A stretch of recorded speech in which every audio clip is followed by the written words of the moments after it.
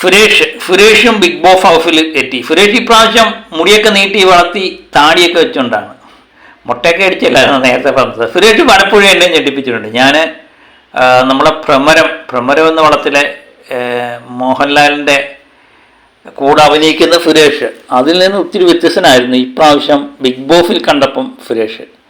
ഇപ്പം അതിലും വ്യത്യസ്തനായി മുടിയൊക്കെ നീട്ടി വളർത്തി താടിയൊക്കെ വെച്ച സുരേഷിനെ നമുക്കിവിടെ കാണാൻ പറ്റുന്നുണ്ട്.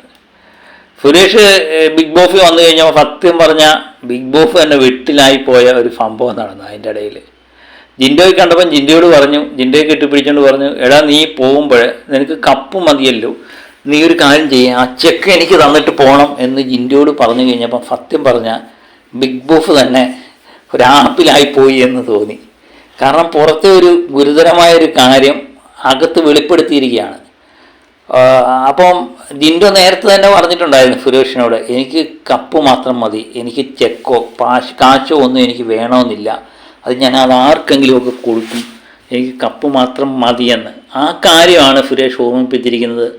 നിനക്ക് കപ്പ് മാത്രം മതിയല്ലോ, നിനക്ക് കാശ് വേണ്ടായല്ലോ, ആ ചെക്ക് എനിക്ക് തന്നിട്ട് പോകണം എന്ന് പറയുന്ന സുരേഷിനെ.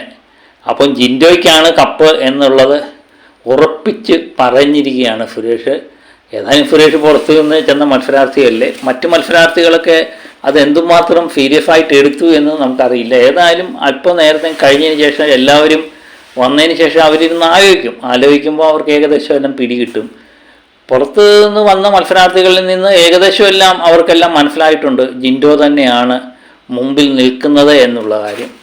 അത് ഏകദേശം സ്ഥിരീകരിക്കുന്ന കാര്യം തന്നെയാണ് സുരേഷ് തുറന്നു പറഞ്ഞിരിക്കുന്നത്.